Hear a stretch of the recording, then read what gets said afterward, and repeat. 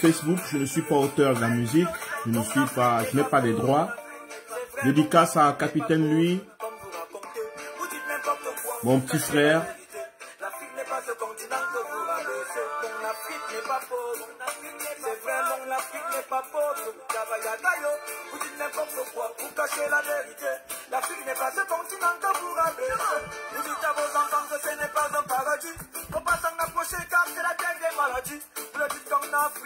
Il n'y a que des guerres, il n'y a pas de figues, les habitants vivent la misère. Vous dites dans les médias que c'est la terre des terroristes. Vous faites peur à tout le monde avec ces propos racistes. Arrêtez d'endoctriner le peuple avec vos mensonges. Arrêtez ce petit jeu, car voici la vérité. Mon Afrique n'est pas pauvre. C'est vrai, mon Afrique n'est pas pauvre. Comme vous racontez, vous dites n'importe quoi, vous cachez la vérité. L'Afrique n'est pas ce continent que vous rabaissez. Mon Afrique n'est pas pauvre. Oui, yo, mon Afrique n'est pas pauvre. Yaga, yaga, yo. Vous dites n'importe quoi, vous cachez la vérité. L'Afrique n'est pas ce continent que vous rabaissez. Vous dites qu'elle est si pauvre, vous discutez cette terre. Elle ne vous sert à rien, mais vous oubliez toutes ces richesses. Vous n'avez jamais avoué que vous avez besoin d'elle. Vous vous êtes développé, c'est fait en partie grâce à elle. Le continent de mes ancêtres, je sais ce qu'il faut, je connais bien son histoire, quand vous dévalorisez. Vous la savez tellement riche, vous voulez la posséder, alors dites la vérité, en connaît toutes vos idées. Mon Afrique n'est pas pauvre. Oui, c'est vrai, mon Afrique n'est pas pauvre. Comme vous racontez, vous dites n'importe quoi, vous cachez la vérité. L'Afrique n'est pas le continent que vous rabaissez. Mon Afrique n'est pas pauvre. Aïe aïe, mon Afrique n'est pas pauvre. Yagayo, vous dites n'importe quoi, vous cachez la vérité. L'Afrique n'est pas le continent que vous rabaissez. Producteur de cacao, producteur de café, pétrole, bois, fer, coton, tellement de richesses. Mais dites-moi pourquoi elle court. Certains de ces dirigeants se sont tournés contre elle. Ils disent tout c'est bien, toujours à votre profit. Vous continuez à proclamer que l'Afrique est endettée. C'est vos communes, vous continuez à tout piller. Mon Afrique n'est pas pauvre. Oui, c'est vrai, mon Afrique n'est pas pauvre. Comme vous racontez, vous dites n'importe quoi, vous cachez la vérité. L'Afrique n'est pas ce continent que vous rabaissez. Mon Afrique n'est pas pauvre. C'est vrai, mon Afrique n'est pas pauvre. Non, non, non, vous dites n'importe quoi, vous cachez la vérité. L'Afrique n'est pas ce continent que vous rabaissez. Pays du soleil, pays des belles demoiselles, la taille de mes ancêtres, Afrique africaine. Africa, I love you.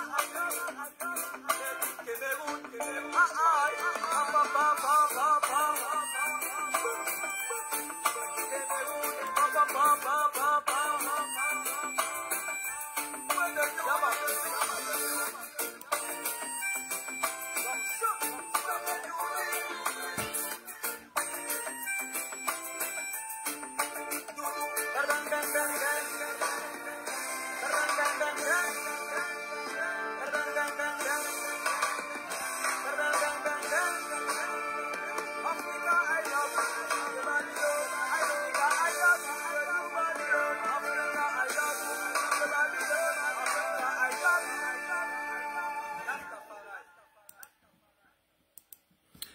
Bonsoir, bonsoir, chers Camerounais. J'espère que vous portez bien. Je ne suis pas auteur de musique. La musique a été jouée. Facebook, j'ai pas les droits sur la musique. La musique, c'est une musique jouée par un Camerounais, un frère à moi, un artiste au nom de Capitaine Lui. Donc, vous pouvez trouver ça sur YouTube. Et il chante, il fait beaucoup de la musique engagée aussi, bien qu'il ne soit pas connu dans le milieu de la résistance nationale. Bon, aujourd'hui, j'aimerais passer un petit temps de réflexion avec vous sur une question fondamentale, une question philosophique. Comme d'habitude, c'est mon domaine. Mon domaine, c'est la réflexion, c'est la méditation, parce que je suis d'avis que il est impossible pour un être humain d'avancer. Il est impossible pour un être humain de changer ou d'avancer. En fait, s'il n'y a pas des moments de réflexion, des moments de méditation, des moments, les espaces où il prend du recul. Dans la famille particulière, ma famille très proche, j'ai des membres de la famille qui souffrent des problèmes d'addiction. Addiction à l'alcool, addiction sûrement à la sexualité et consorts. Et chaque fois, les gens se plaignent. Oh, la personne, elle souffre de problèmes d'addiction. La personne a les problèmes d'alcool. La personne a les problèmes de ceci. Oh, sa vie est pourrie. La personne ne s'en sort pas. On ne peut pas continuer avec elle. La personne est vraiment... On a perdu notre enfant. On a perdu notre fils. Et je me dis toujours que... Pourquoi est-ce que c'est le cas? On dit non, il faut aller au village. Peut-être parce qu'on l'a gâté au village. Très souvent. On l'a absolument gâté au village. Il faut aller voir au village. D'autres personnes disent même, ah bah oui, il faut l'amener à l'église, il faut prier pour lui ou pour elle, cette personne. Donc, je me suis donc posé la question, pourquoi est-ce qu'il est difficile aux personnes de changer? Surtout au Cameroun, par exemple, d'où je viens, les personnes souffrant des problèmes d'addiction, des problèmes d'alcool, les problèmes de sexualité, les problèmes vraiment d'addiction. Quelle qu'en soit l'addiction. Pourquoi c'est difficile à cette personne de changer? J'ai réfléchi, j'ai constaté que si nous observons le mode de vie des Camerounais au Cameroun, il est très difficile de changer dans les conditions du Cameroun. Il est très difficile pour un Camerounais, pour un jeune Camerounais, de changer de mode de vie, de changer de direction, de prendre une autre direction, de s'engager à faire autre chose. Je suis sûr que... Bonsoir Étienne Ricky, bonsoir, merci que tu sois là, vraiment merci. Merci, merci, vraiment, merci à toi.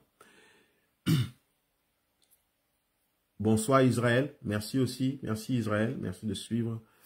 Bonsoir à Jacques Dimé, bonsoir à Pta Otep Ndjeouti, mon camarade de classe de Mendon.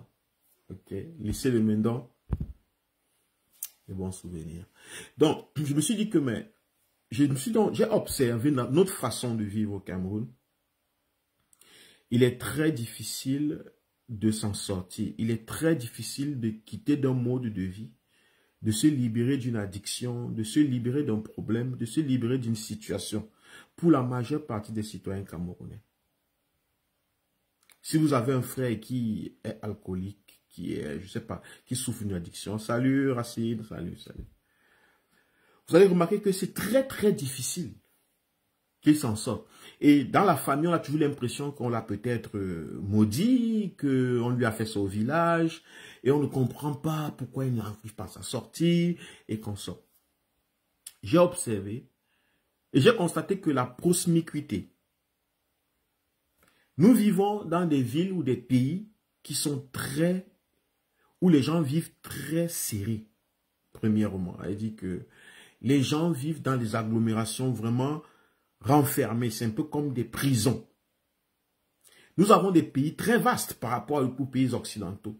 Mais si vous regardez comment les gens vivent dans nos pays, vous aurez l'impression que nos pays sont petits, qui sont des petits pays. Si vous prêtez attention, vous aurez l'impression que nos pays sont des très petits pays. Pourtant, nos pays, ce sont des planètes à eux-mêmes. Je veux dire, c'est des planètes entières. C'est des espaces immesurables. C'est des espaces grandioses. Les Occidentaux nous envient, très souvent, envient nos espaces. Chez nous, vous avez remarqué qu'on ne construit pas trop en étage. Parce que tout le monde peut construire sur l'espace. Mais ça a un autre problème. Ce genre de perception fait en sorte que la situation économique, sociale des gens fait en sorte que les gens vivent serrés. Lorsque nous étions petits, on dormait serré sur les lits. On dormait à 3 sur un lit, parfois à 4, de travers. Quand j'allais à Tribi au village, tous mes cousins, tout le monde, on dort de travers. On dort 2, 4, 5 personnes sur un petit espace, un petit matelas. On dort très serré. Nous avons une culture de proximité, une culture des comportements où nous aimons être ensemble. Nous dépendons fortement de la communauté. Ce sont dans nos habitudes, c'est comme ça. Le pays, les populations sont appauvries et ces populations appauvries doivent développer des aptitudes pour survivre dans ces sociétés. Et l'une des premières aptitudes, c'est la proximité, c'est la proximité. Elle dit que tout le monde se met ensemble, on se rapproche le plus pour s'entraider très souvent et pour avoir une sorte de sécurité sociale, une sorte de filet social. Quand je suis proche des gens, très souvent, je suis sûr que si les moments difficiles arrivent, je vais pouvoir m'en sortir. Ces personnes pourront m'aider et ces personnes pourront me venir en aide. Si je suis éloigné des personnes, c'est souvent très difficile que ces personnes m'aident, qu'elles me viennent en aide et qu'on sorte. Donc,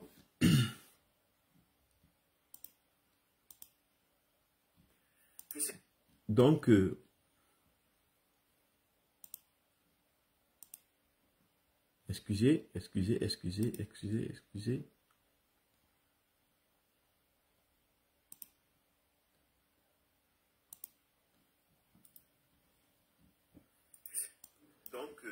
Excusez. Bon. Bonsoir tout le monde. Donc, c'est très difficile. Lorsque quelqu'un veut donc changer, lorsque quelqu'un souffre d'une addiction, souffre d'un problème, très souvent, c'est difficile pour la personne de changer. Si vous avez un frère, une sœur qui souffre d'une addiction quelconque, il n'y a pas l'espace de méditation. Il n'y a pas le temps pour méditer. Il n'y a pas un moment pour soi.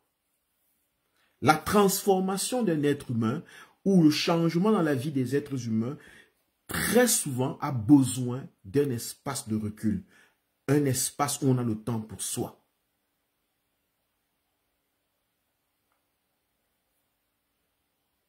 Ah ben oui.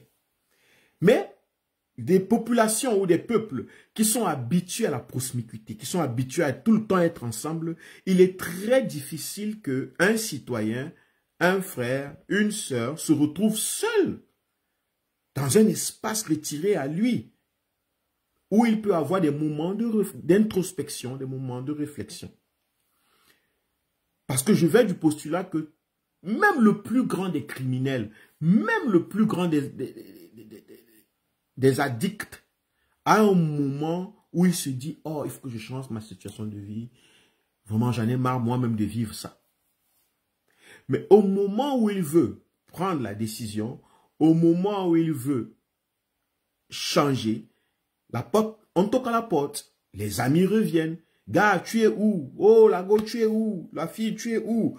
On fait comment? On se trouve où? On se rencontre où? Donc, finalement, il n'a pas le temps de prendre du recul. Finalement, on n'a pas le temps de prendre du recul. Mais toute transformation, malheureusement, tout changement, toute modification, toute révolution a besoin de personnes qui sont capables de prendre du recul. Qui sont capables, bonsoir Romain Rapido, bonsoir à toi, qui sont capables de se retirer. Toute personne.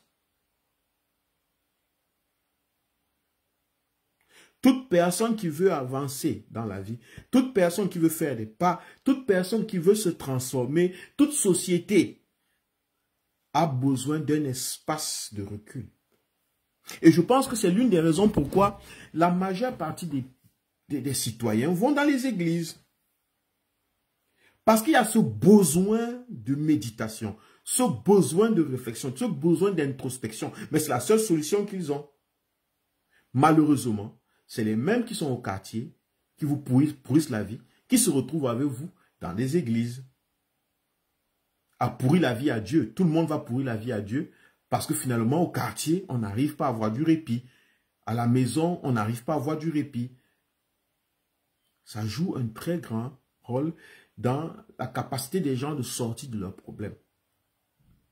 Et moi, mes lives ont donc cette capacité, c'est que elles pointent les raisons de nos incapacités, les raisons de nos problèmes fondamentaux, les raisons fondamentales de nos problèmes.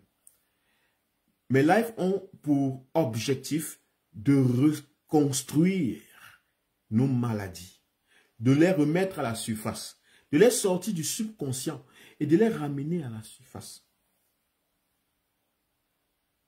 Afin qu'elles puissent être à l'air libre, à l'air, à l'oxygène de notre conscience, de notre intelligence, et qu'on puisse en guérir une fois pour toutes, et qu'on puisse entreprendre des actions.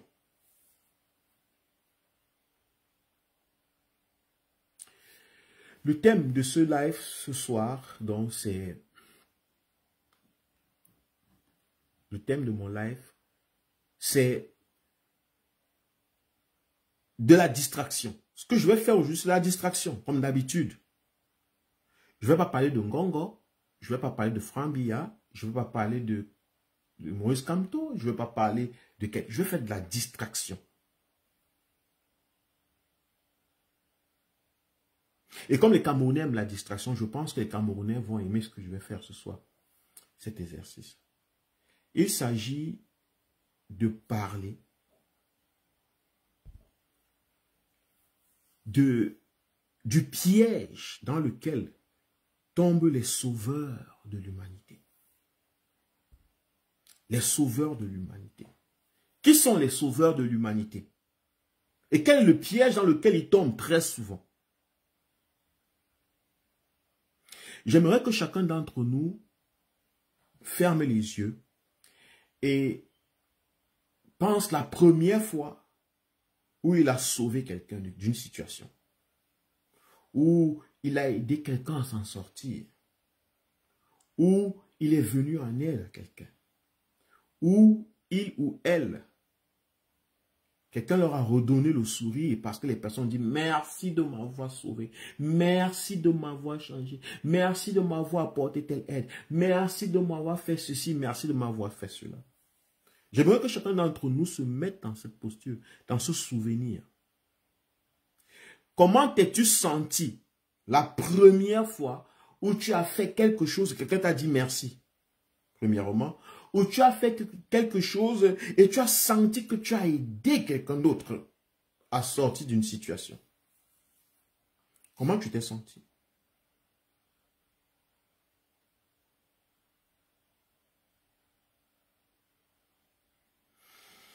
Si nous sommes honnêtes, si nous sommes sincères, c'est des moments d'exaltation de notre ego. C'est des moments de satisfaction profonde. Nous avons la sensation d'être important. Nous avons la sensation d'avoir trouvé notre raison de vivre.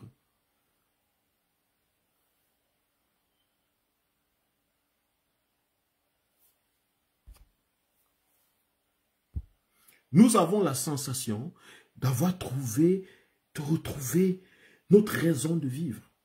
La preuve, lorsque nous aidons, nous apportons de l'aide à quelqu'un ou nous sortons quelqu'un d'un pétrin ou je sais pas d'un problème, ressentons comment nous nous sentons nous-mêmes.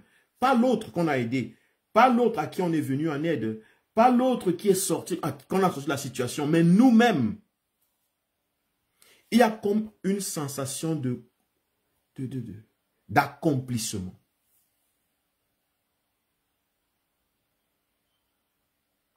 Bon, mais j'aimerais qu'on se pose la question, pourquoi nous avons cette sensation d'accomplissement?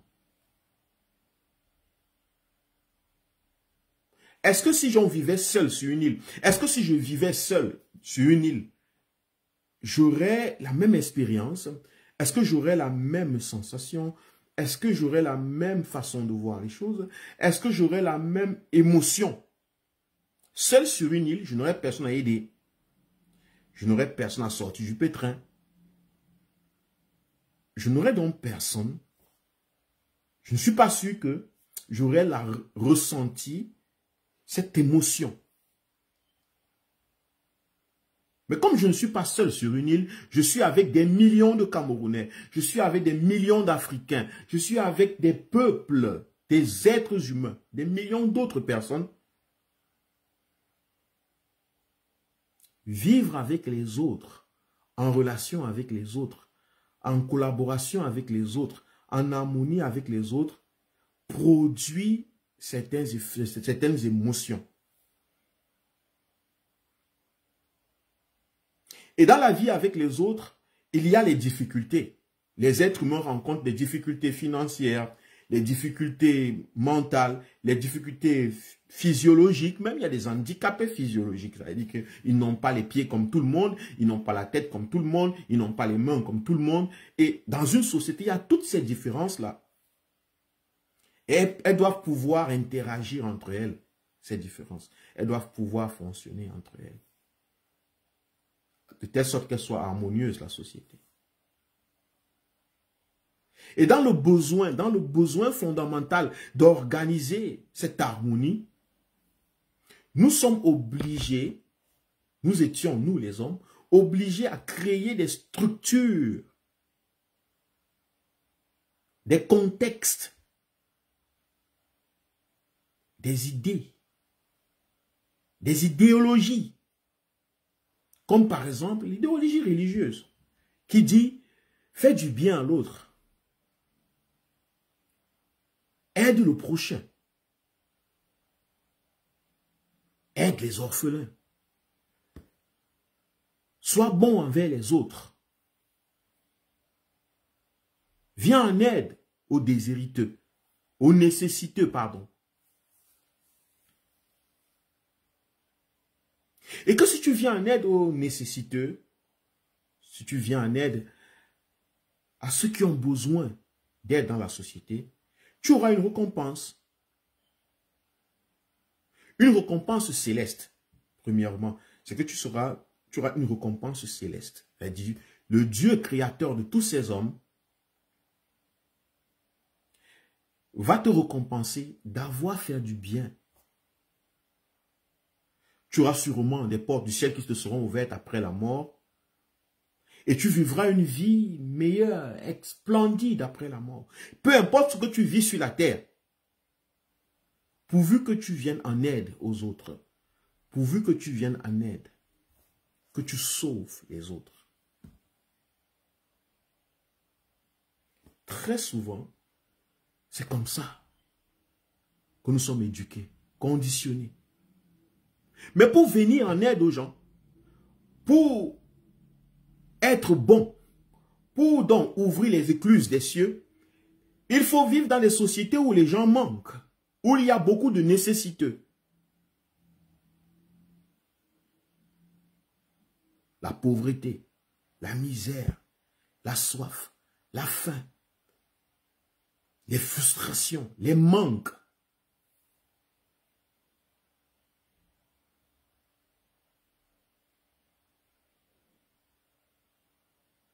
Oui, il faut vivre. Parce que si la société est bien organisée et que les gens ont de l'eau, de la nourriture, les êtres humains sont épanouis, ou du moins la grande majeure partie des personnes, parce que rien n'est parfait, est épanouie, cette majorité est épanouie, il est très difficile de venir en aide. L'intention ou le besoin de sauver disparaît. L'importance du salut ou du sauveur se réduit au maximum.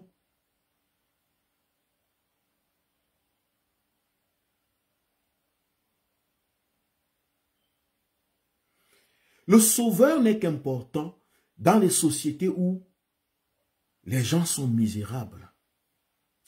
L'idée d'être le sauveur, le bienfaiteur, n'est qu'importante ou ne prime, n'a que de la valeur dans des milieux où les gens sont misérables, très souvent. Où les gens souffrent matériellement, où les gens souffrent psychologiquement, mentalement.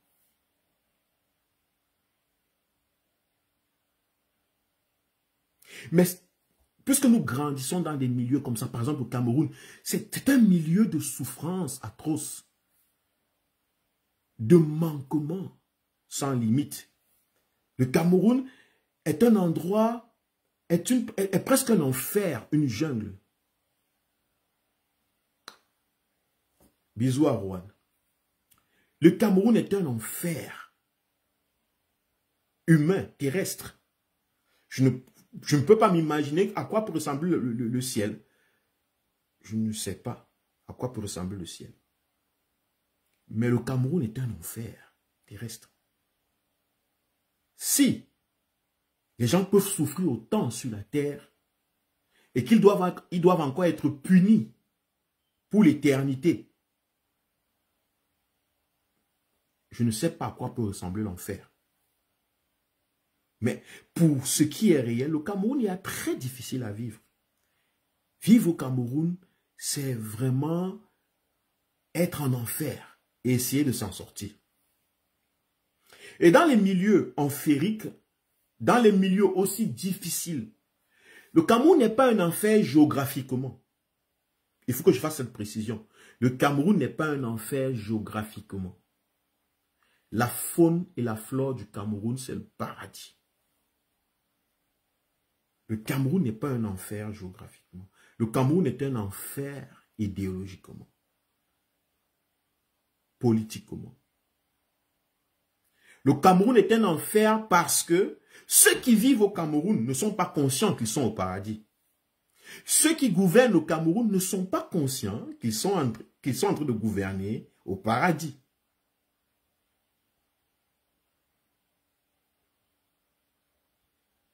Bonsoir, Kella. Bonsoir. Bonsoir. Ceux qui sont en enfer, qui sont au pouvoir, pardon, ne sont pas conscients. Ils sont un peu comme Adam et Ève.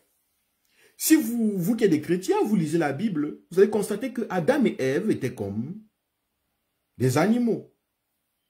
En fait, c'est le serpent qui rend Adam et Ève conscients du paradis, de leur royauté. Merci, Romain Rapido. À quoi sert un paradis? À des rois. À quoi sert un royaume? À des rois et des reines qui ne sont pas conscients de leur royaume. Adam et Ève se baladaient dans le royaume. Torse nu, tout nu. Bon. Les arbres étaient là, ils mangeaient tout. C'était tellement beau, tellement bien qu'ils n'étaient pas conscients. Il a fallu que le serpent leur rappelle que vous êtes des kings. Vous êtes des rois et des reines.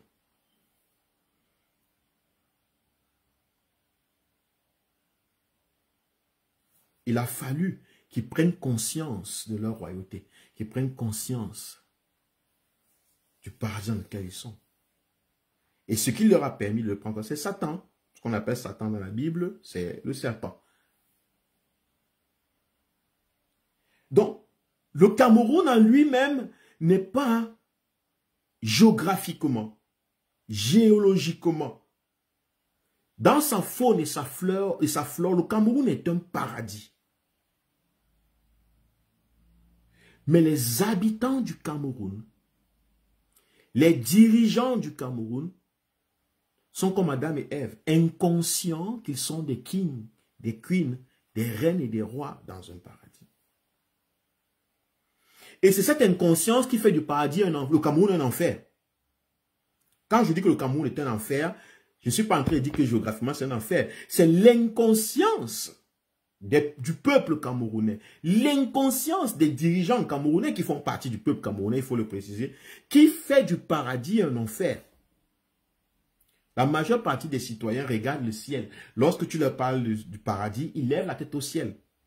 Mais la question que je nous pose, nous tous, chers citoyens camerounais,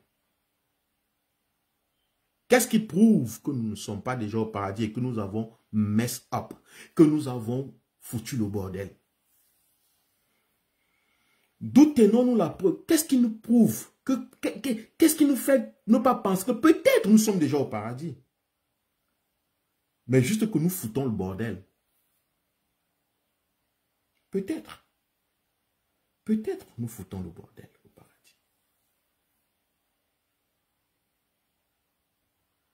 Dans le milieu où les hommes foutent le bordel, dans des paradis où les hommes foutent le bordel, dans des endroits où les hommes sont inconscients, les dirigeants inconscients, les populations inconscientes,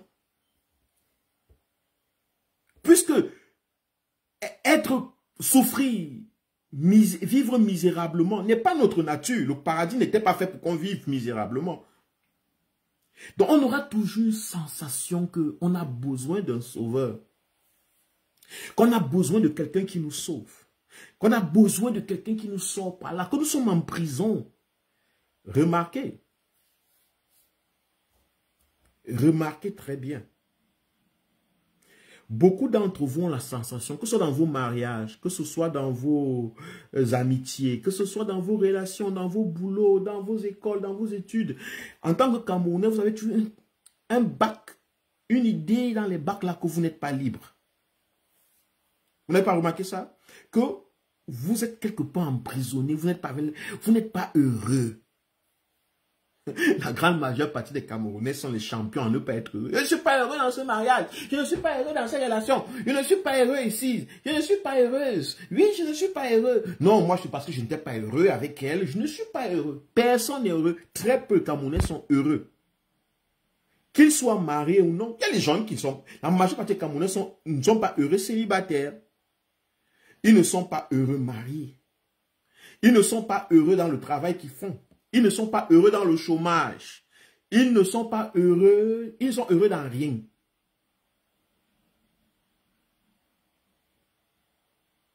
Donc, il y a un constant état de misère sous-jacent. Une misère sous-jacente. Une pauvreté. Une insatisfaction sous-jacente qui est construite là, qui nous fait tout le temps désirer donc un sauveur.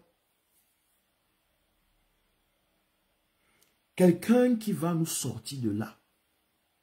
Quelqu'un qui viendra. Ça sera le voisin, l'homme le plus riche, le prince charmant. Ça sera la fille la plus belle, la plus riche. Ça sera le milliardaire, ça sera l'homme politique, ça sera je ne sais pas qui, mais quelqu'un va nous sortir de là parce que nous sentons que nous sommes misérables en tant que collectivité, en tant que peuple. Et les êtres misérables s'accrochent totalement. Les êtres misérables sont prêts à s'accrocher sur n'importe quoi, sur n'importe qui, sur n'importe quel sauveur, sur n'importe quelle idée salvatrice. Et dès que nous avons l'esprit disposé au sauveur, nous sommes manipulables. N'importe qui peut se présenter comme le sauveur. N'importe quoi peut devenir le sauveur. Chez nous au Cameroun, on dit d'habitude qu'on ne connaît pas le caillou qui tue l'oiseau. Ça veut dire qu'on est comme ça. On regarde tous les cailloux. On essaye tout. On compte sur tout. Pas sur nous. Puisqu'on dit, on ne connaît pas le caillou qui tue l'oiseau. Ça veut dire qu'on ne sait même pas. On ne sait même pas. Donc nous-mêmes, on ne sait pas si nous-mêmes sommes le caillou qui tue l'oiseau. Ça, ce n'est pas notre... Nous ne sommes pas conscients de ça. Ce qu'on se dit, c'est qu'on ne connaît pas le caillou qui tue l'oiseau. Quand on regarde ailleurs, c'est quelqu'un d'autre. C'est Jésus. C'est Paul Biya. C'est Kamto. C'est Cabra Libi. C'est le chef de la basse. C'est les patriotes. C'est je ne sais pas quoi. Et puisque on nous a conditionné que si nous aidons les gens, si nous sauvons le monde, si nous sauvons les gens, nous aurons une place au ciel, nous serons heureux au ciel. Tout le monde est à la course, à la poursuite d'être le sauveur. Tout le monde veut être le sauveur du peuple camerounais. Tout le monde veut être le sauveur des Camerounais. Tous les Camerounais pensent que être sauveur, tous les Africains, en général dans le monde, c'est une maladie universelle. Mais comme on parle de la politique camerounaise, Je vais vous montrer le problème réduit au niveau micro Cameroun. Donc, je ne vais pas ailleurs. Mais ça affecte beaucoup de pays. Ça affecte même les présidents. Ça affecte beaucoup. Ça conditionne leur façon de gouverner. Ça conditionne leur façon de voir la politique. Ça conditionne leur façon de gérer les hommes. Parce que tout le monde veut aller au ciel. Tout le monde se sent bien lorsqu'il a aidé quelqu'un. Il est possible que nous devenons addicts à la sensation d'avoir aidé les gens. Puisque cette sensation est tellement forte au fond de nous, puisque cette sensation est tellement gratifiante, elle satisfait quelque chose de plus profond en nous. Elle nous donne une sensation de connaître notre raison de vivre. Oh, je suis né pour sauver les gens. Oh, je suis né pour sauver les Camerounais. Je suis né pour sauver le monde. Jésus-Christ est né pour sauver le monde. Des gens qui sont éduqués à ce genre d'idéologie, d'un sauveur du monde, d'un Jésus qui vint et sauver ou sauvard ou sauvin le monde, je ne sais pas comment on dit ça en français.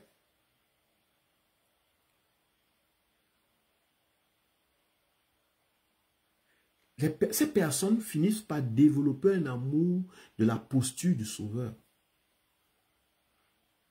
Ce sont ces personnes qui deviennent des présidents. Ce sont ces personnes qui deviennent des ministres. Ce sont ces personnes qui deviennent des directeurs. Des hommes politiques. Ils veulent sauver le monde.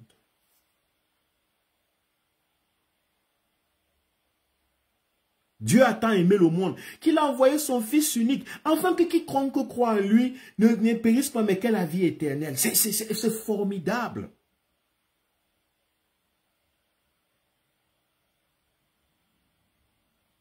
Tout le monde adore l'image du Sauveur. Personne ne pose la question, mais pourquoi on nous sauve? Pourquoi on me sauve? De quoi me sauve-t-on? Pourquoi je vis comme quelqu'un qui nécessite d'être sauvé? Pourquoi je pense que je suis supposé être sauvé? Ah ben oui, Coco, c'est ça. Ah ben oui.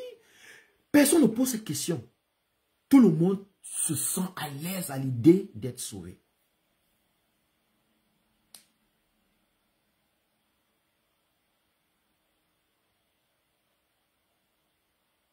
Tout le monde aime l'idée qu'il est sauvé. Parce que la majeure partie des gens souffrent, sont misérables, pauvres, démunis. Personne ne se pose la question, mais pourquoi suis-je démuni? Pourquoi sommes-nous démunis? Pourquoi sommes-nous pauvres? Est-ce que c'est vrai? Est-ce que c'est une pauvreté naturelle ou c'est une pauvreté infligée, créée par des hommes, par des décisions des hommes? Personne ne pose la question. On se réjouit simplement de l'idée d'être ceux qui ont besoin d'être sauvés. On oublie que pour être sauvé, il faut être en difficulté. On oublie de penser que pour être en difficulté, il faut avoir fait quelque chose.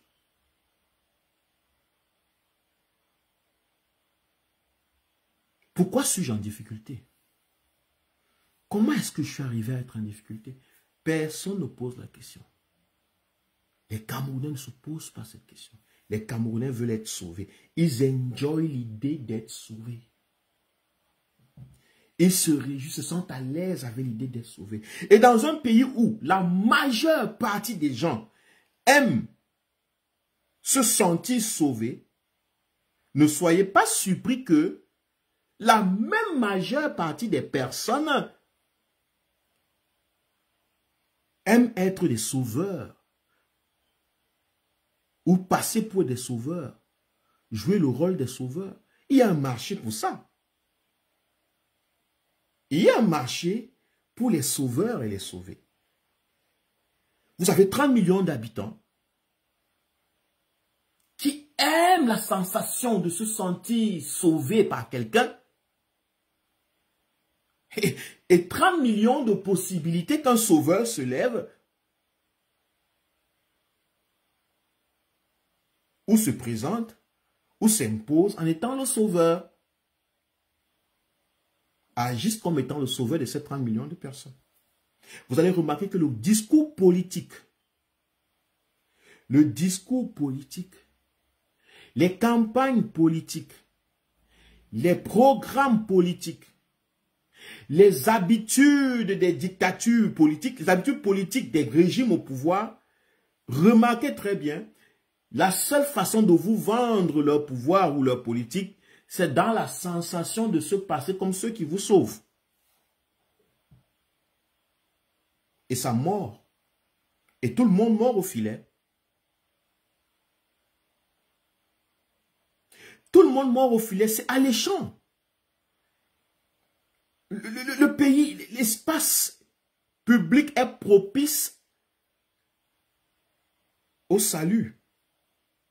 Nous sommes conditionnés depuis le bas âge à être sauvés. Et parce que nous sommes conditionnés à être sauvés, nous sommes conditionnés à accepter la misère, la souffrance. À accepter que c'est normal de souffrir, d'être misérable. Puisque pour être sauvé, il faut être misérable. Il faut avoir des problèmes. Il faut être dans les difficultés. Il faut se sentir en prison. Il faut machin. Donc on finit par aimer l'état de prison. On finit par encadrer la situation de prisonnier, d'esclave. On finit par aimer ça. On parle de ça. On embrasse ça. On aime ça et on attend le sauveur parce que c'est beau d'être sauvé. C'est une très belle histoire. Et on nous a dit, si tu sauves les hommes, tu es un bon homme. Dieu a sauvé son homme, ses hommes. Dieu est bon. Et qui suis-je donc moi, homme, si je ne suis pas capable de sauver les miens?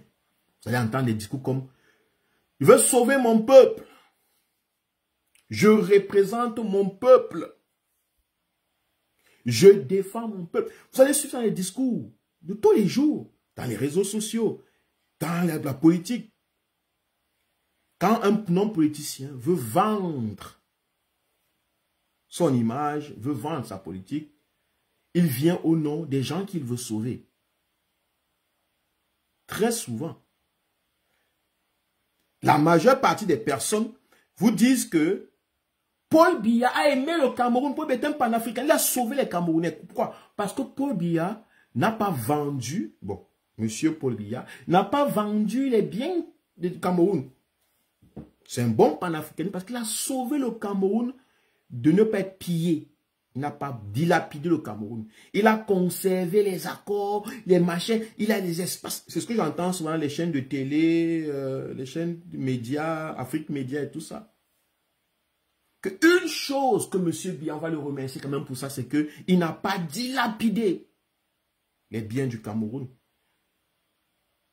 Il a sauvé les Camerounais. Il protège l'intégrité des Camerounais. Il aime les Camerounais. C'est lui qui va sauver les Camerounais de la misère. Et les Camerounais y croient. Les Camerounais y croient fermement parce que les Camerounais veulent un sauveur. Les Camerounais s'opposent pas, mais qui nous a mis dans la misère?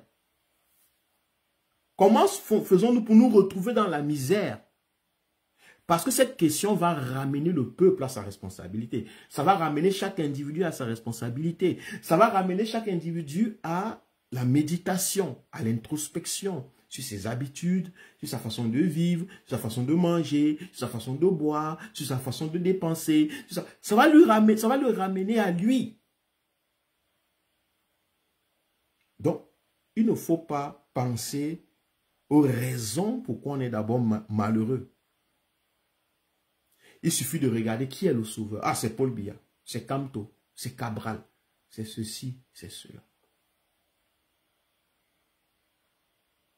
Maintenant, le piège très souvent, c'est que les hommes politiques, bercés dans cet environnement, conditionnés par cette philosophie de sauveur, lorsqu'ils obtiennent le pouvoir, ou atteignent le pouvoir, ont la difficulté à abandonner le pouvoir.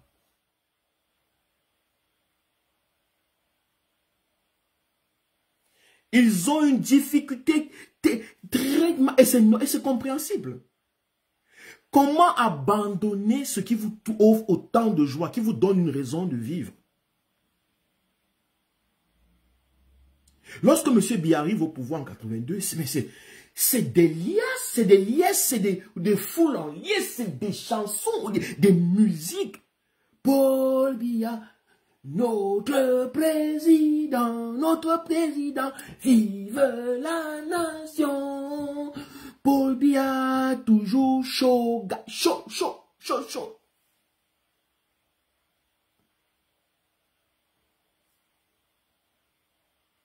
Paul Biya, c'était l'expression d'un amour aussi grand. Un sauveur était arrivé, un sauveur qui était venu d'Ahidjo.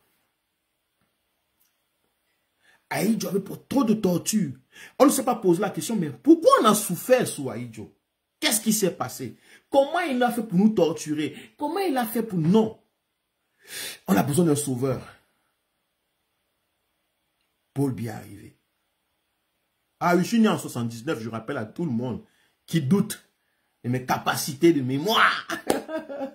Salut, Jean-Marie Wako, salut. Le plus important était rigueur et moralisation.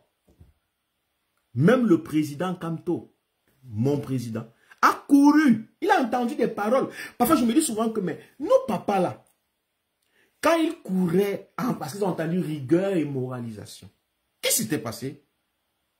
Mais on me racontait que M. Ahidjo était très rigoureux, très dur. Et c'est pour ça que le pays marchait. Donc, lorsque Paul Biya vient dire rigueur, pourquoi ça attirait les gens? Puisque de toute façon, son prédécesseur était rigoureux, selon l'histoire qu'on raconte.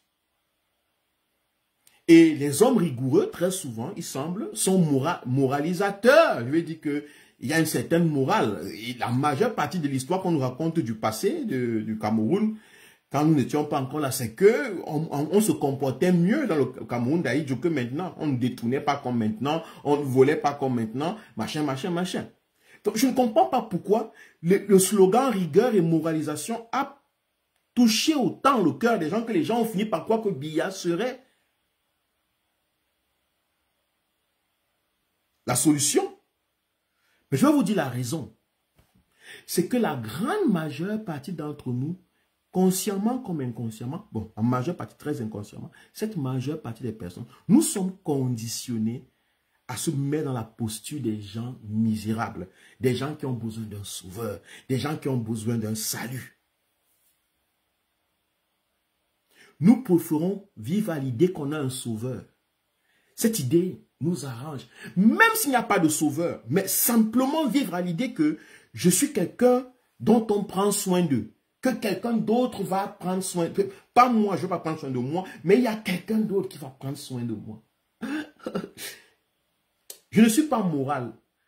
Je ne vis pas moralement. Je ne suis pas rigoureux dans ma façon de vivre. Mais il y aura rigueur et moralisation. Monsieur Biya avait rigueur et moralisation. Il va me rendre rigoureux et moral. Il va me moraliser parce que je suis tellement immoral.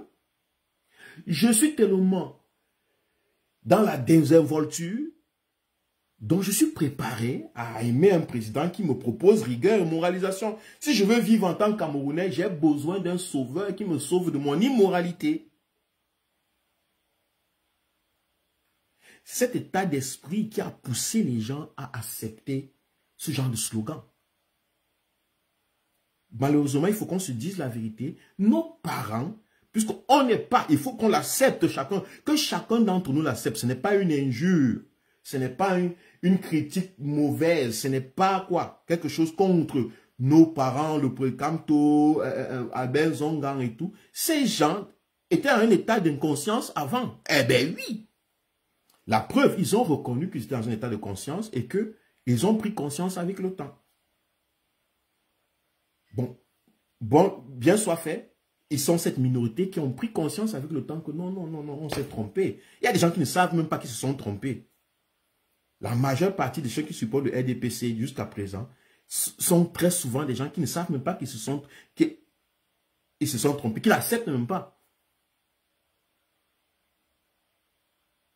Parce que quand moi je me pose la question rigueur et moralisation, dès que je suis l'histoire qu'on m'a racontée d'Ahidjo, mais il était rigoureux, et quelqu'un de rigoureux, on m'a dit qu'il n'y a pas trop de corruption comme maintenant au Cameroun. Ça veut dire que les gens étaient moraux. Les mauvais comportements, l'alcoolisme, les drogues, la sexualité, la perversité.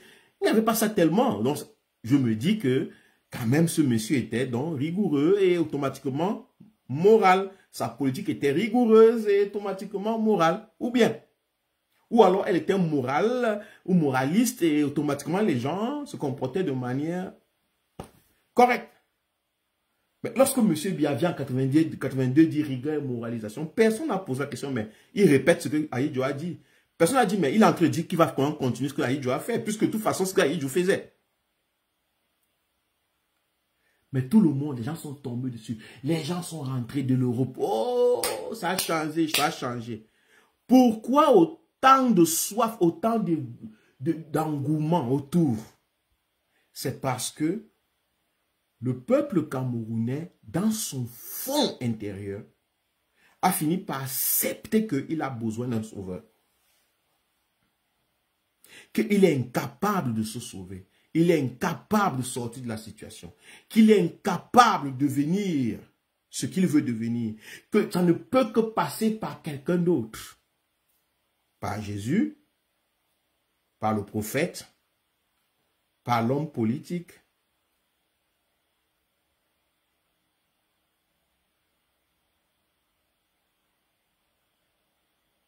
Alors, que va donc faire un homme politique? Quelles sont les options qu'il a? Il n'a qu'une seule option.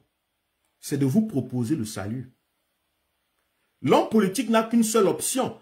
Dans un milieu où tout le monde pense qu'il est le sauveur, l'homme politique n'a qu'une seule option. C'est de vous proposer le salut. Très souvent, à moins qu'il soit très intelligent. La grande majeure partie des hommes politiques qui sont d'abord issus des milieux pas intelligents comme le Cameroun, où les gens sont stupidement conditionnés, la majeure partie tombe facilement dans le piège. Monsieur Biya est tombé dans le piège. Il a suffi de chanter son nom 3 fois. Il est resté au pouvoir pendant 40 ans.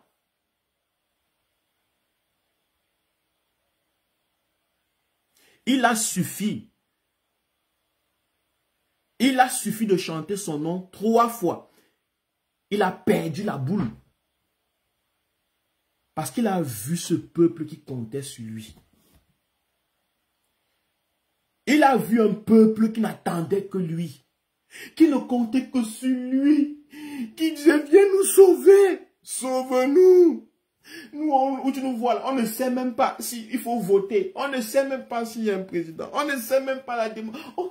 Tout ce qu'on sait, c'est que si on t'a choisi, on t'a mis là-bas, c'est Dieu. Sauve-nous, nous sommes misérables. On ne sait pas comment ça se passe.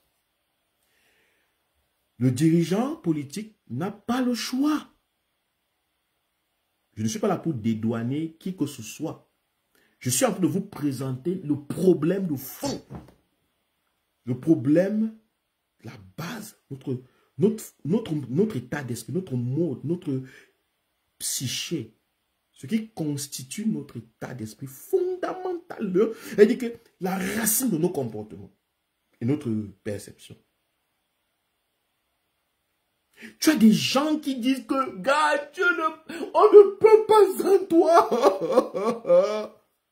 C'est très difficile de les abandonner. Il est très difficile de les trahir. Je mets trahir entre guillemets.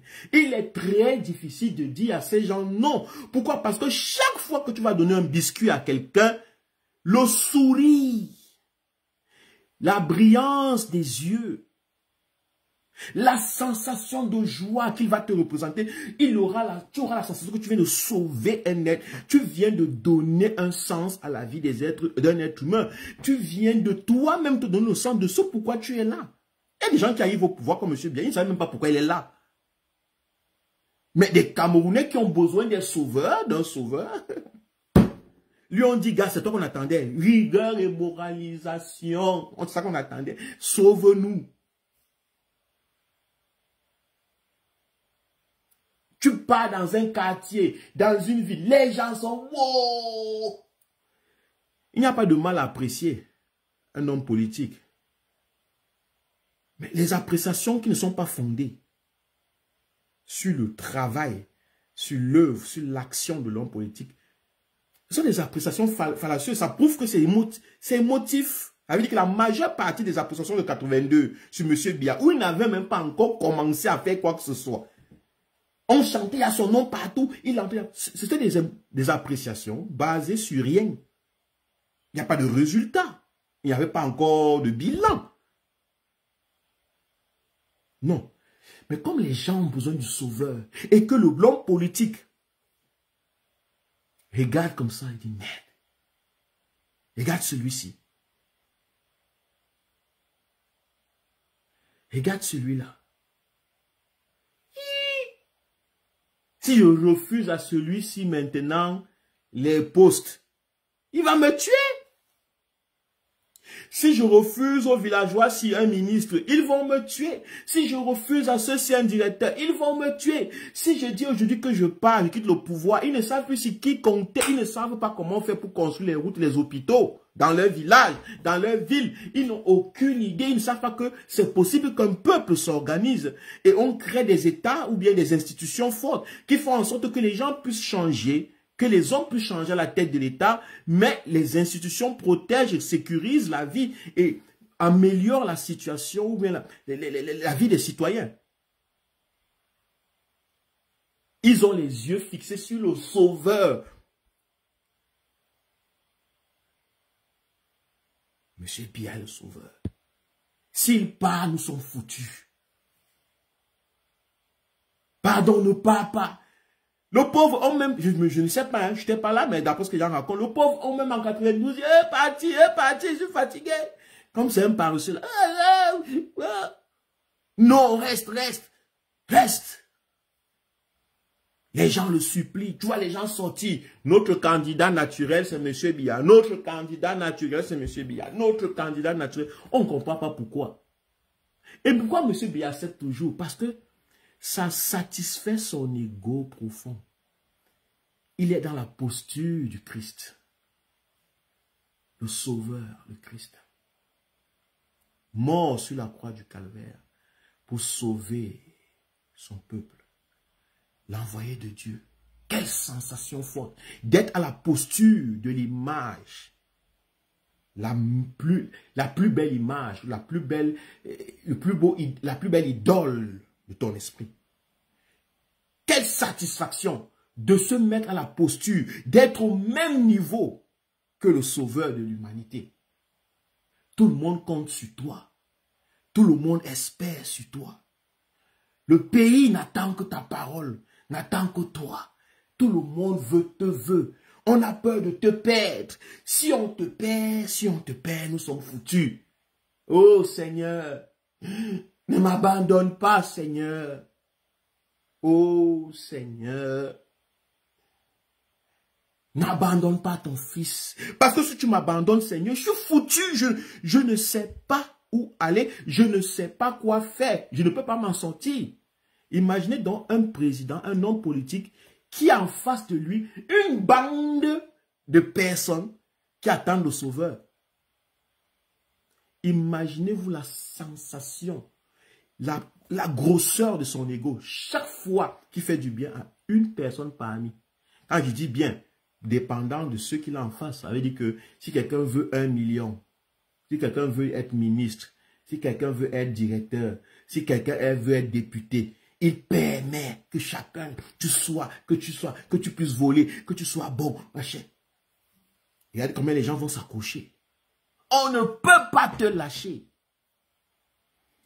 C'est ce qui pousse souvent, même les bons hommes politiques, au départ, à commencer à vouloir modifier les constitutions pour faire les 3e mandats. Comme ça veut se passer en Centrafrique. Comme ça se passe en Centrafrique, déjà, où on est déjà en train, le sauveur de la Centrafrique, celui qui a enlevé la France et qui a porté la crypto-monnaie, celui qui a fait ses citoyens. Il regarde son peuple comme ça.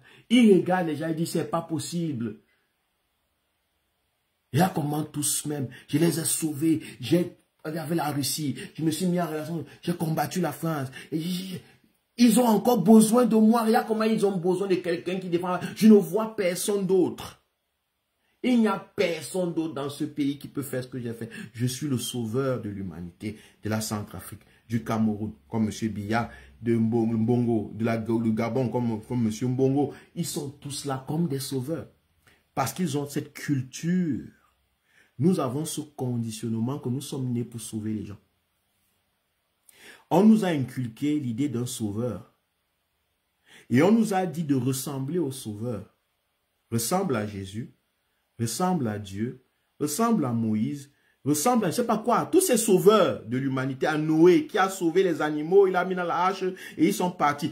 Toute l'histoire psychologique, toute notre histoire est fondée sur la sauvegarde, le salut, pardon. Personne ne questionne why. Sauver pourquoi? De quoi? Non. Ce qui fait en sorte que on devient président dès qu'on a la sensation qu'on a apporté, on a mis le sourire sur la bouche des gens. Très souvent, on a la peine à se détacher. On a la peine à dire c'est bon. Parce qu'on commence à développer des attaches avec les gens.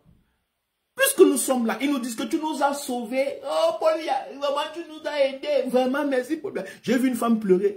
Mon président, vraiment, merci, monsieur Paulia. Merci. C'est pas facile d'abandonner le pouvoir quand vous avez des gens qui pleurent devant vous et vous disent merci de tout ce que vous n'avez même pas fait. Quand une personne vous le dit, vous passez, mais 10, 2 millions, 3 millions, 4 millions, 5 millions. Regardez dans les chaînes de télé, comment les populations, oh le gouvernement, on est déjà vraiment très fatigué. Tout ce que nous on peut dire, c'est que le gouvernement prête quand même l'oreille, qu'ils viennent nous sortir de là. Nous implorons le gouvernement de faire quelque chose. Vous sentez la soif d'un sauveur. Des gens sont contents d'avoir ce que tu ne leur as pas donné. Et que les gens sont OK avec l'idée que tu vas les sauver. Ils n'ont besoin de rien faire. Ils attendent ton action. Tu viendras les sauver. J'ai eu des conversations avec certains amis au Cameroun. Excusez-moi. Certains amis au Cameroun.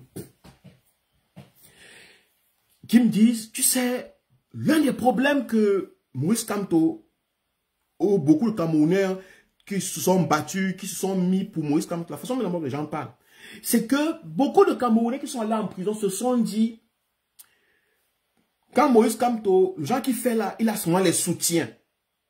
Ça veut dire que si on va en prison, avec ses soutiens, on ne va pas durer en prison, on va nous enlever vite.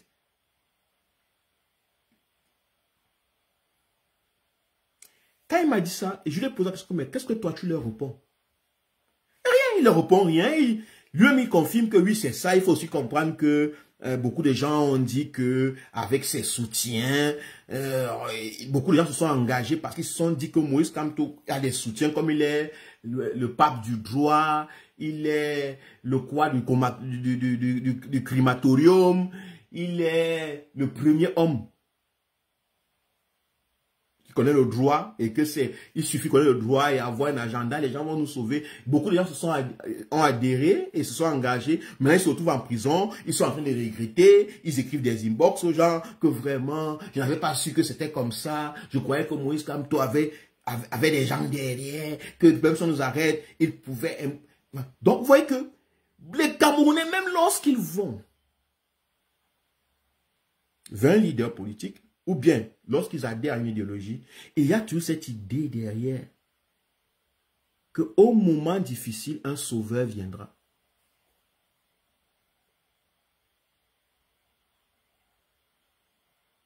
Il est très difficile pour un leader politique de ne pas se comporter en sauveur. Il devient difficile pour un homme politique de quitter le pouvoir. Après le deuxième mandat. Parce qu'il a des lettres et des recommandations. Ne nous lâche pas, ne nous laisse pas. Nous, on comptait sur toi. On compte sur tes sauveurs, ceux qui sont derrière toi. Le gars s'est dit, hey, j'ai l'occasion de faire du bien. Pourquoi je pars? Je suis encore vivant. Tant que je suis vivant, je vais faire le bien. Donc, je vais rester au pouvoir pour venir en aide, pour sauver ces multiples gens qui attendent de moi les choses que je ne peux pas leur donner. C'est égo gratifiant. Les gens m'applaudissent. Dieu même. Le peuple m'applaudit. Certaines personnes du peuple, ceux qui reçoivent des choses de moi, sont d'accord avec moi. Ils me protègent sur la terre et Dieu m'ouvre le ciel. Donc je gagne à tous les niveaux de rester au pouvoir. Ça vaut le coup de rester au pouvoir aussi longtemps. Tu gagnes à tous les niveaux. Tu as un peuple en face de toi qui attend le sauveur. Et tu as le ciel qui te récompense d'avoir sauvé.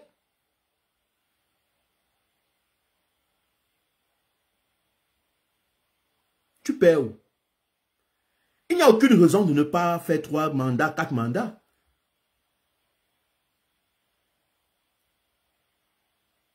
C'est très difficile.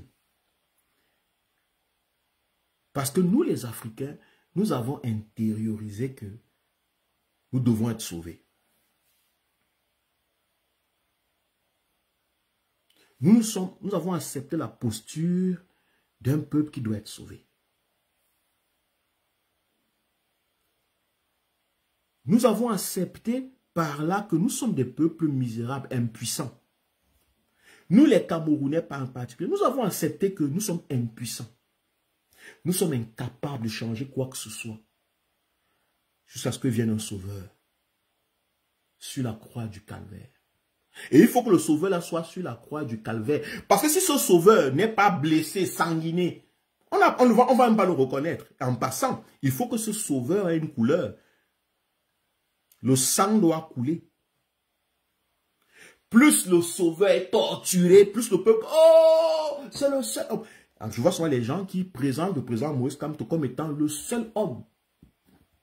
Et la preuve, c'est que il a été torturé. Donc, plus le président est torturé, plus le Camerounais... Ah, j'adhère.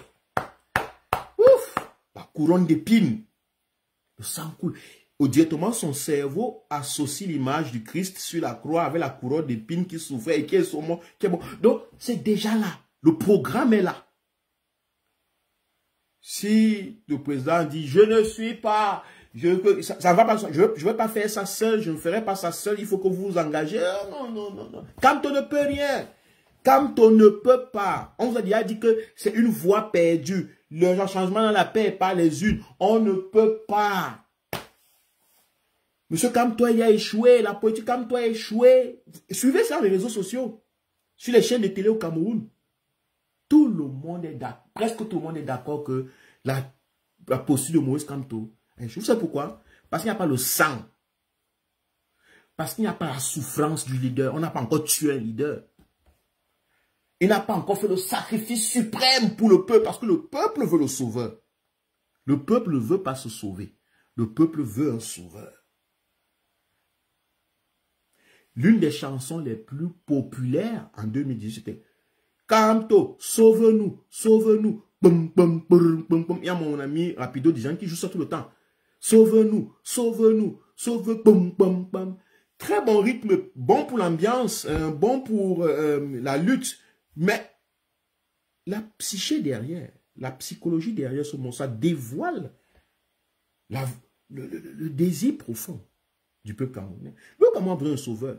C'est pas Kamto, on va te suivre, on va gagner, gagner, gagner, le peuple va gagner. Non, c'est pas ça. On ne chante pas ça. Le peuple va gagner comment? Le peuple va gagner comment? Non, on ne pense pas que on ne chante pas. Nous avons gagné, nous allons gagner, nous sommes en train de gagner. Non, c'est sauve-nous, sauve-nous.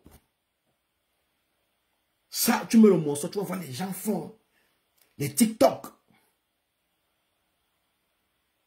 ça arrange tout le monde. Ça arrange parce que ça parle exactement à la psyché du peuple. Le peuple a besoin des sauveurs. Et lorsque vous avez besoin des sauveurs, très souvent, il devient difficile aux hommes politiques de ne pas durer au pouvoir. Parce que vous leur donnez l'impression que s'ils quittent le pouvoir, vous êtes foutus. Qui veut faire du mal aux autres? Personne. Qui veut mourir à l'idée qu'il a fait tellement de mal aux autres?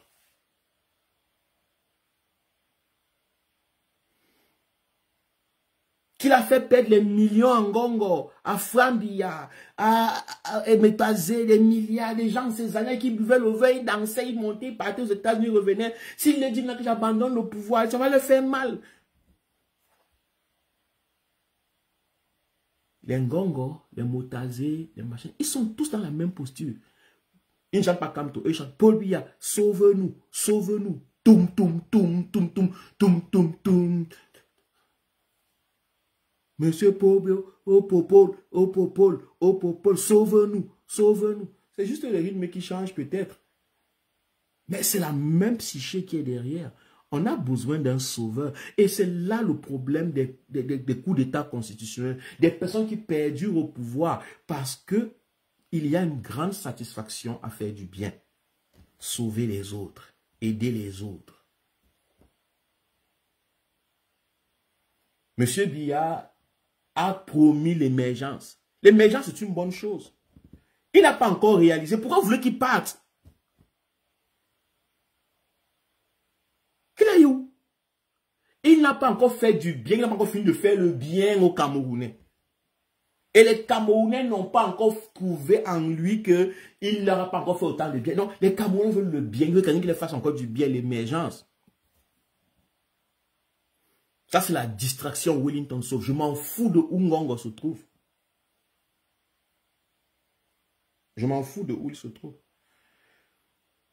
Il souffre lui-même de la maladie que je suis en train de parler là. Si M. Ngongo me suit, lui-même va comprendre. Pourquoi il fait autant de manipulation?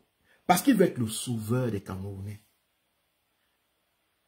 Il veut se présenter comme celui qui va sauver les Camerounais de M. Biya, qui va devenir le meilleur bon président, qui va peut-être... Il essaye.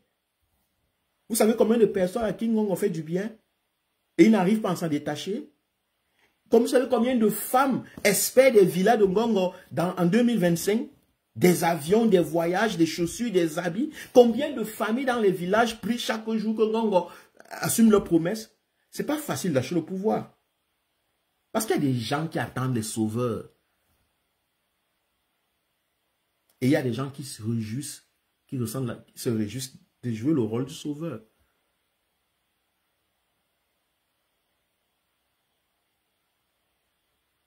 C'est ça le problème dont je voulais présenter ce soir. C'est ce que je voulais vous montrer ce soir. Que nous sommes en fait responsables des dictatures.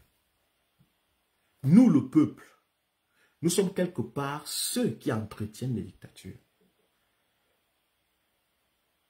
Et nous les entretenons inconsciemment. Ce n'est pas qu'on se dit, ok, je vais entretenir la dictature. Nous sommes conditionnés à nous mettre dans la posture de ceux qui attendent un sauveur, pas de ceux qui se libèrent. Pas d'un peuple souverain. Non, nous sommes dans la posture qu'il y a un souverain. J'ai même suivi une chaîne de télé, Equinox, où un monsieur disait que c'est Paul Biya qui est souverain. C'est le président qui est souverain. Vous voyez que... Et le peuple ne s'est pas dérangé. Vous n'avez pas vu une manifestation populaire d'un peuple qui pense qu'on lui a arraché son pouvoir. Qu'on lui a dit que c'était un individu qui était souverain. Tout le monde est... Il y a même des discussions. Non, c'est le peuple. Moi, j'ai fait le droit. Moi, j'ai fait sciences politiques. Je peux te dire que c'est le peuple. Non, moi, je suis expert en ce que j'ai dit. On discute là, c'est terminé. C'est terminé. C'est terminé. Ça ne gêne personne. Le peuple a accepté qu'il n'est pas souverain. Les Camerounais, vous avez refusé d'être souverain parce que vous avez accepté l'idée qu'un sauveur viendra. La première idée qu'on vous a introduite dans vos esprits, qu'un sauveur viendra vous sauver, c'est l'idée la plus destructrice pour une civilisation, pour un peuple, pour un groupe de personnes, pour un individu. L'idée qu'un sauveur viendra vous sauver, c'est la chose la plus destructrice dans l'esprit de l'être humain. Parce que ça retire la responsabilité individuelle. Ça retire la capacité, le pouvoir à cet homme et ça le donne entre les mains d'un individu ou d'une force extérieure. Et lorsqu'une force extérieure a le pouvoir, vous n'êtes plus au contrôle du pouvoir. Vous n'êtes plus au contrôle de votre vie. Si vous donnez votre vie à Jésus, vous devenez au contrôle de Jésus. Ça veut dire que vous êtes possédé par tout ce que vous faites. C'est Jésus qui fait à travers vous. Remarquez que les chrétiens le disent tout le temps. Je suis possédé par le Saint-Esprit. Dieu je suis devenu un, Dieu me est en moi. Il est en train de vous dire, je n'ai plus de volonté. Ce que je fais, c'est Dieu qui fait. Je fais ce que Dieu veut. Lorsque l'être humain renvoie sa responsabilité, a besoin d'un sauveur, il renvoie la responsabilité de sa vie. Lorsqu'un peuple renvoie la responsabilité de son bonheur, de son avenir, de tout, entre les mains d'un individu ou d'une force étrangère, donc une force extérieure à ce peuple devient possédé par la force extérieure. Ce peuple ne se comporte plus. Ce peuple devient aliéné. Ça, l'aliénation. L'aliénation, c'est lorsque tu fais ce que les autres veulent que tu fasses. Un peuple est appelé aliéné lorsque ce peuple n'est pas souverain, lorsqu'il n'a pas sa propre volonté, lorsqu'il ne choisit pas, lorsqu'il attend un sauveur, tu es aliéné. Si tu attends un sauveur, tu es un aliéné. Que tu attends le sauveur Jésus-Christ, que tu attends le sauveur politique, que tu attends le sauveur, l'homme, le prince aux yeux dormants, tu attends la sauveuse ou la sauvatrice ou la salvatrice, la belle plus femme du monde qui va te sauver, te faire beaucoup de bonheur dans la vie. Tu es un aliéné. C'est ça l'aliénation. Parce que tu as rejeté tes responsabilités. Et la force qui te possède détient les clés du pouvoir. Elle peut rester 100 ans, tu ne feras rien. Elle peut même faire 2 ans, 10 ans, 30 ans. Elle peut te torturer. Tu seras... Puisque tu as dit, ce n'est pas moi, c'est le sauveur.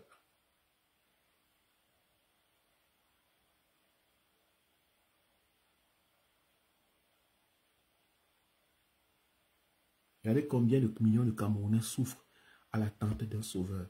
Que ce soit un sauveur religieux, que ce soit un sauveur politique. Regardez comment la misère se propage à l'attente d'un sauveur. Que ce soit un sauveur religieux, que ce soit un sauveur politique. Le constat est clair. Les dictatures en Afrique, les modifications des constitutions, les prolongements, les longévités au pouvoir sont simplement les conséquences de l'idée qui trotte dans la tête des citoyens africains. Ministre, président, motoboy, je ne sais pas quoi. Qu'on a besoin d'un sauveur pour être heureux, pour sortir de nos problèmes. Il n'y a pas de différence entre un motoboy et M. Biya.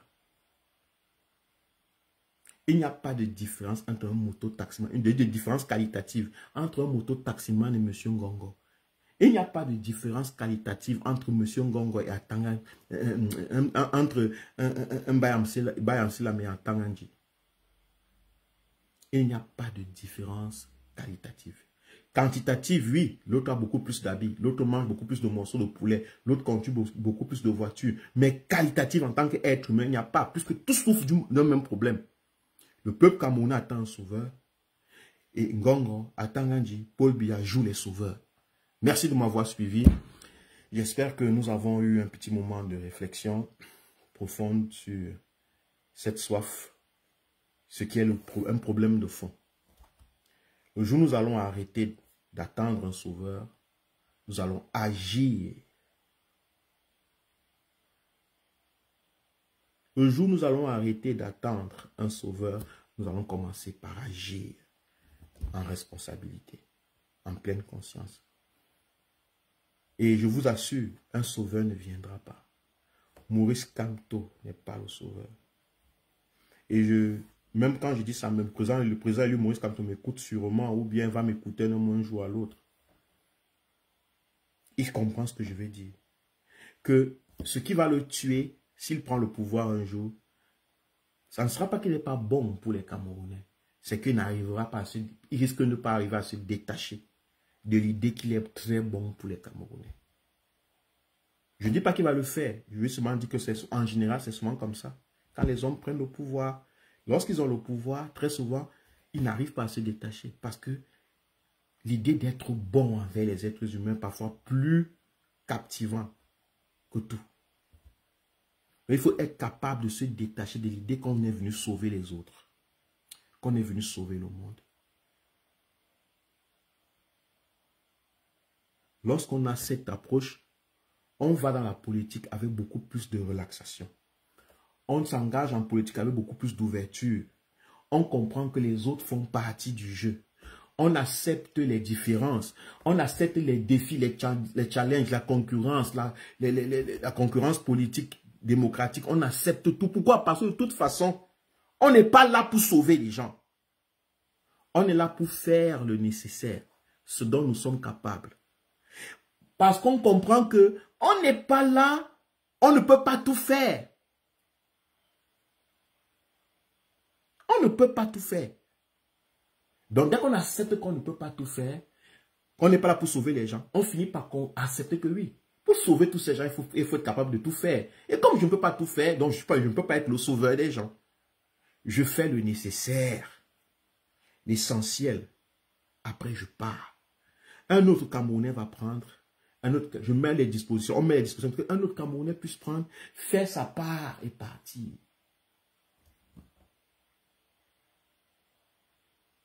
Ainsi de suite.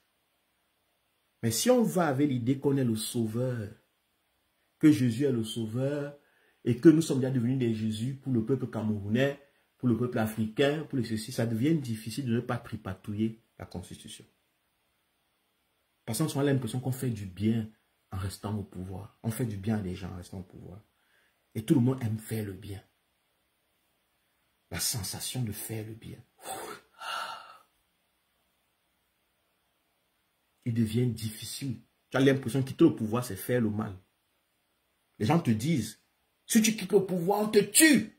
Parce que nos vies en dépendent. Il y a le mal que tu vas nous faire, monsieur X, monsieur Y, madame Y. Et toi, tu dis, ah, ils ont tellement besoin de moi. Ah.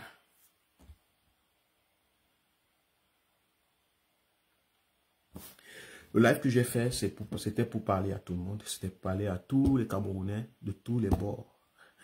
Parce qu'on ne sait pas l'avenir. On ne sait pas qui va prendre le pouvoir, qui ne va pas le prendre, comment le peuple va faire. Mais de toute façon, le peuple a le dernier mot. Et le peuple qui a le dernier mot, c'est le peuple qui n'attend pas un sauveur. C'est le peuple qui prend son destin en main. C'est le peuple qui se lève comme un seul homme et dit, nous ne voulons plus de tels dirigeants. Nous ne voulons plus de sauveurs. Nous voulons être souverains. Nous sommes souverains. Nous sommes souverains. Le peuple est souverain. Aucun président n'est souverain. Le peuple est souverain. Il n'y a que le peuple qui est souverain. Il n'y a pas de sauveur. Un sauveur ne vient pas sauver les souverains. Les souverains se sauvent. Un peuple de rois, de princes, un peuple de chefs, un peuple de Dieu que nous sommes, le peuple camerounais. Nous n'avons pas besoin de sauveur. Nous sommes le salut. Merci de m'avoir suivi. Bonne soirée, bonne nuit à tout le monde. Merci à Camara, merci à Wellington, merci à Wako, merci aussi à tous les amis qui étaient là. Le colonel et consort Wakanda, merci à vous. Merci Rapido Design, surtout il ne faut pas oublier Rapido. Macabo de l'Ouest, merci, merci, merci, merci.